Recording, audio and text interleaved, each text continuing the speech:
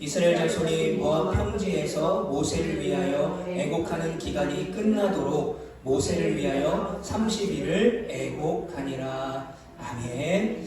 할렐루야. 네, 오늘도 주님의 전에 오신 귀한 성도님들을 주님의 이름으로 축복합니다. 여러분, 말씀은 생명이 있고요, 말씀은 능력이 있습니다. 오늘 전해지는 이 말씀을 통해서 우리가 생명과 능력의 그 말씀을 붙잡고 승리할 수 있는 우리 모두가 되시기를 축복합니다. 네, 이 시간에는 신명기 34장 1절부터 8절까지의 말씀을 가지고 그래도 모세인데 라는 말씀의 제목으로 함께 은혜를 나누겠습니다. 제가 초등학교 저학년 때로 기억하는데요, 이런 노래가 있습니다. 가는 세월 그 누구가 잡을 수가 있나요? 네, 제가 아주 어릴 때 저희 어머니가 아버지가 TV를 틀어보면 가끔 그 TV에서 흘러나오는 노래였어요. 흘러가는 시냇물을 막을 수가 있나요? 서유석 씨가 부른 가는 세월의 가사입니다. 여러분, 가는 세월을 우리가 절대로 잡을 수가 없죠. 벌써 한 해를 마감해야 될 날이 며칠 안 남았습니다. 한 것도 없는데, 이룬 것도 없는데, 뭔가 열심히 해보려고 이제 막 시작했는데 2025년도 다 가고 있습니다. 그래서 우리가 이제 한 해를 마감해야 되는 이때에는 후회도 좀 내려놓고, 미련도 좀 내려놓고, 집착도 좀 내려놓고, 욕망도 다 내려놓고 비우는 그런 12월 이 한 달이 되기를 축복합니다. 여러분, 우리는 지난 한 달 12월을 4주간 대림절로 보냈습니다. 우리가 대림절 때 이제 4개의 초를 켜게 되는데요, 첫 번째는 감사의 촛불이고요, 두 번째는 참회의 촛불입니다. 그리고 세 번째는 평화의 촛불을 켜고요, 넷째 주에는 희망의 촛불을 켭니다. 우리의 소망 되신 예수 그리스도, 이미 이 땅에 오셨지만 우리를 구원하시기 위해 하나님의 본체 동등함을 취하지 아니하시고 우리를 구원하신 그 하나님의 은혜를 소망하며 기다리는 그런 너무나 멋지고 아름다운 4주를 우리는 보냈습니다. 그리고 그 4주를 보내고 드디어 이 땅에 오셨던 아기 예수 그리스도를 우리가 축하하며 또 성탄절을 보냈습니다.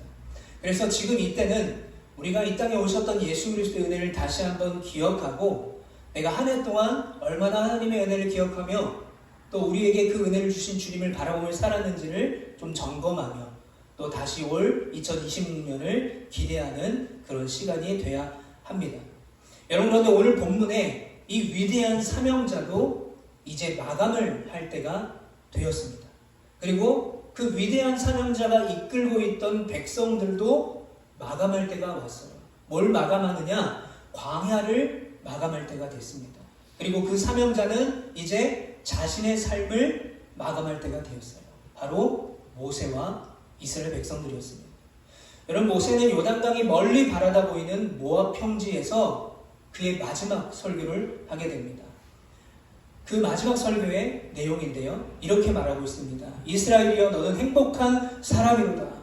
여호와의 구원을 너같이 얻은 백성이 누구냐? 그는 너를 돕는 방패시요 내 영광의 칼이시로다. 내 대적이 내게 복종하리니 내가 그들의 높은 곳을 밟으리로다. 아멘. 모세의 마지막 설교였어요. 뭐라고 말합니까? 이스라엘 백성들아, 너희는 행복한 사람들이다.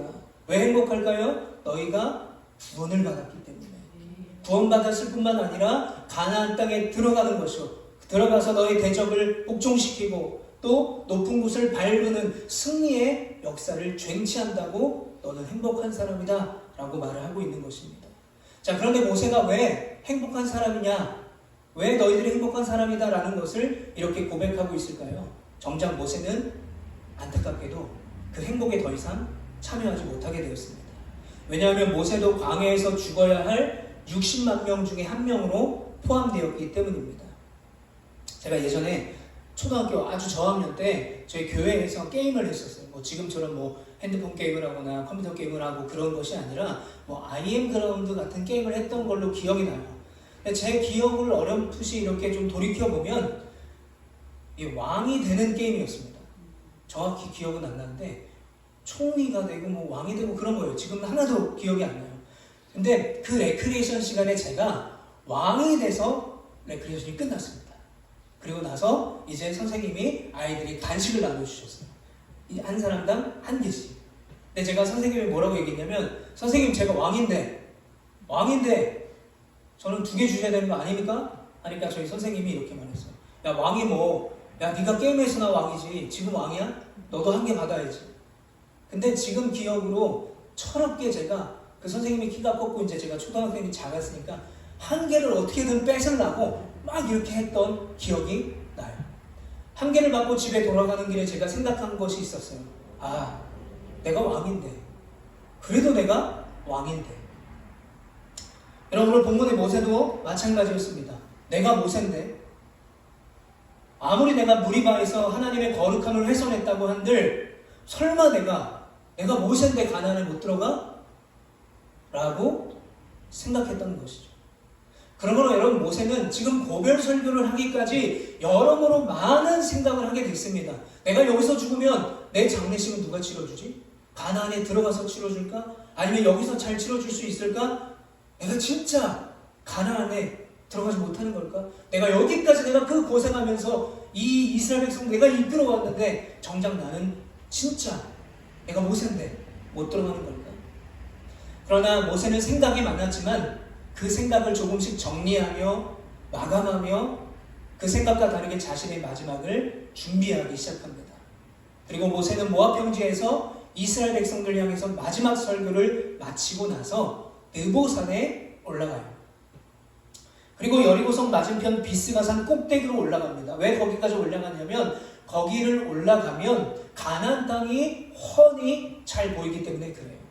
자, 거기서 모세는 길르앗에서부터 단까지 처음부터 끝까지 이 가나안 땅을 아주 천천히 샅샅이 바라보고 있습니다. 마치 자신의 삶이 여기가 마지막이라고 하는 것을 말하고 있듯 샅샅이 그리고 천천히 이스라엘 백성들이 들어갈 그 가나안 땅을 바라봤어요. 그와 반대로 내가 죽기에는 아직도 정정한데, 내가 이렇게 눈이 밝고 건강한데 라고 하듯 밝은 눈으로 가나안 땅 곳곳을 바라봅니다. 그러나 안타깝게도 그 풍경은 가나안에 들어가지 못하고 삶을 마감하게 될 모세에게 주시는 하나님의 마지막 선물이었어요. 그래서 신명기 34장 10절에는 이렇게 말합니다. 그 후에는 이스라엘의 모세와 같은 선지자가 일어나지 못하였나니 모세는 여호와께서 대면하여 아시던 자요. 여러분, 모세가 어떤 사람입니까? 여호와를 대면했던 사람들이었어요.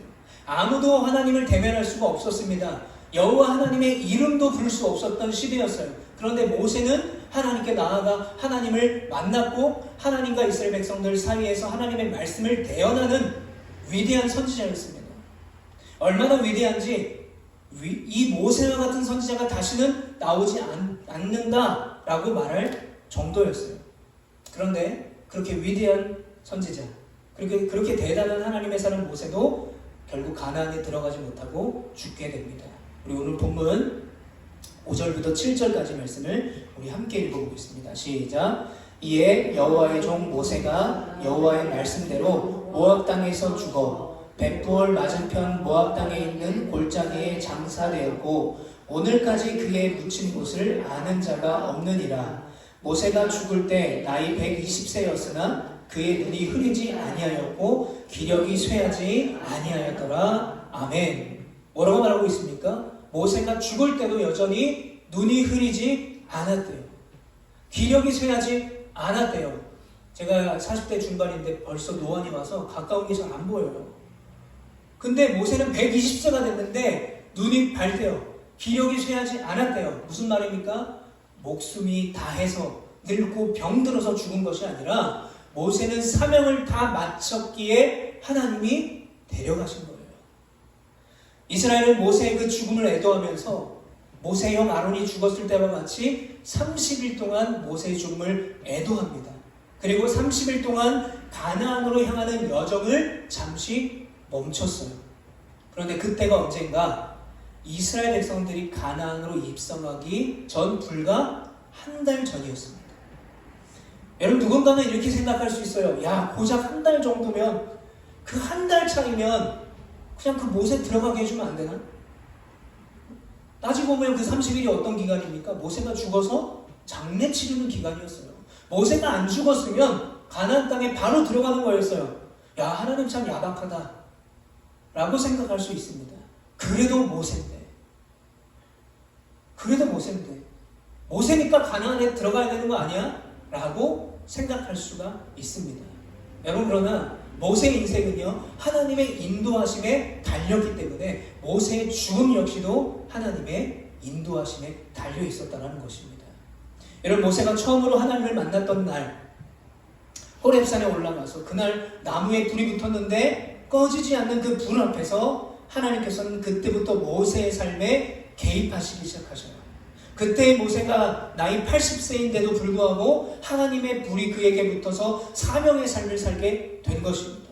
이스라엘 회복과 부흥의 강력한 불씨로 하나님은 모세를 삼아주셨던 거예요. 자, 그로부터 120세가 될 때까지 모세는 쉬지 않고 40년을 불타는 떨기 나무가 돼서 사명자로 살아왔어요. 그런데 여러분, 그 모세가 하나님의 부르심을 받고 40년을 이스라엘 백성들이 이끌며 살아왔던 그 인생이 아무리 하나님이 인도하셨다고 한들 쉬운 인생이었겠습니까? 아니에요. 정말 쉽지 않은 그 여정을 완수했던 것이죠. 그리고 주님의 품에 안긴 것입니다.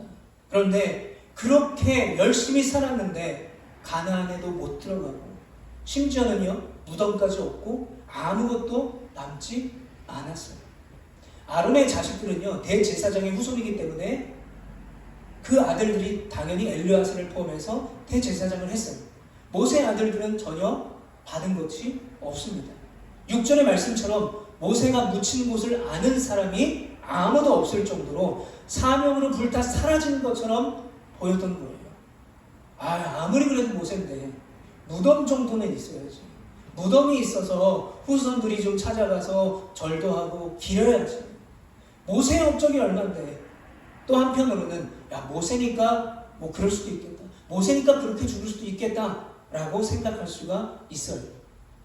여러분, 그래서 작가 조나단 컷이라는 사람이 모세에 대해서 이렇게 말했습니다. 무엇보다 모세는 하나님의 유일한 친구였지만 하나님에 의해 비극적인 죽음을 맞이한 사람이다. 여러분, 인간적인 관점으로 본다면 모세의 죽음은 비극적인 죽음이고 아무것도 남지 않은 죽음이었습니다. 솔직히 그렇게 하나님의 사명에 충성한 모세라고 한다면 그만한 보상이 따라야 되는 것이 당연한 거예요. 예를 들면 이런 거죠. 가나안에 모세가 들어가서 이제 지도자를 여호수아에게 물려줍니다. 그리고 이스라엘 한 국가의 원로가 돼서 가나안 땅에서 많은 사람들의 존경과 사랑을 받아 남은 여생을 행복하게 사는 거죠. 이제 좀 쉬면서 노후를 보내다가 평범하게 눈을 감는 것이 맞을지도 모르겠어요.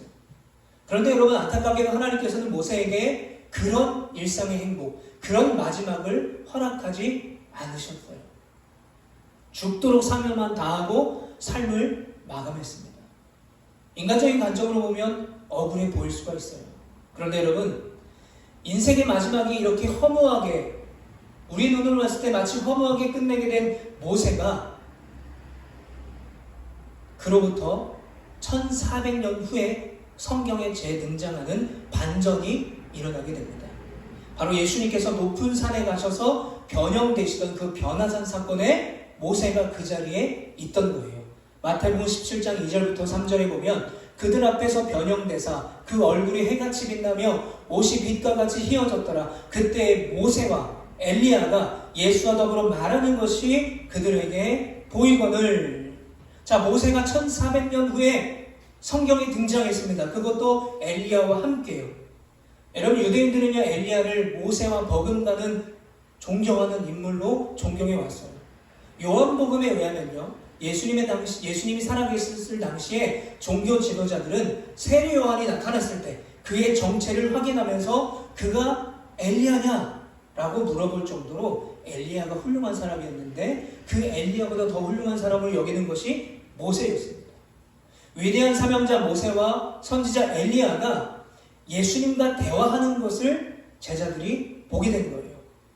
그리고 누가복음에서는 그 모세와 엘리야 그리고 예수님의 대화의 중심에는 바로 예수님의 죽음이 있다고 말하고 있어요. 그래서 누가복음 9장 30절에서 31절에 문득 두 사람이 예수와 함께 말하니 이는 모세와 엘리야라. 영광 중에 나타나서 장차 예수께서 예루살렘에서 별세하실 것을 말할세. 자, 여기서 모세는요, 율법을 대표하는 사람으로 등장합니다. 왜요? 시내산에 올라가서 하나님의 율법을 받아왔죠. 율법은 하나님의 백성의 기준이 되는 도구입니다. 그리고 모세의 등장은 예수님이 그 율법을 완성하시는 분이다라는 것을 말해주고 있는 거예요. 또한 엘리야가 등장한 것은 예수님의 예언의 성취, 즉 예수님이 예언을 성취하는 분임을 보여주고 있는 것입니다. 즉 모세와 엘리야는 예수님의 십자가 사명과 그 구속 계획을 상징적으로 증언하는 인물로 여기에 등장하게 된 거예요. 쉽게 말하면 모세는 율법, 엘리야는 예언을 대표합니다. 그리고 예수님은 그 모든 것을 완성하는, 이 땅에 오셔서 우리를 구원하실 메시아라는 사실을 드러내는 장면이 바로 이 변화산 사건이었어요. 여러분, 이 변화산 사건의 1400여 년 전으로 다시 돌아가면 모세는 무덤도 없이 비석도 없이 가나안도 보지 못하고 고생만 하다가 그렇게 죽었어요. 그런데 1400년이 흘러서 그 모세가 하나님을 만나게 된 거예요. 하나님이신 예수님을 만나게 된 것입니다.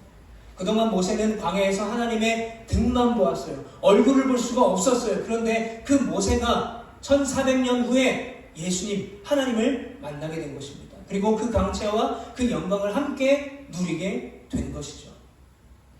즉 모세의 인생은 가나안 앞에서 끝난 것이 아니었다는 거예요. 모세의 삶은요, 가나안 앞에서 죽은 것이 아니라, 끝난 것이 아니라 바로 예수 그리스도 안에서 완성되었다는 사실을 믿으시는 여러분 되시길 축복합니다. 비록 모세가 가나안에 들어가지 못했어요. 무덤도 남기지 못했습니다. 비석 하나 없이 다 사라졌어요. 사람의 눈으로 보면 실패 같고요, 손해 같고 가혹한 인생 같습니다. 그러나 하나님은 모세의 인생을 그렇게 끝내지 않으셨던 거예요.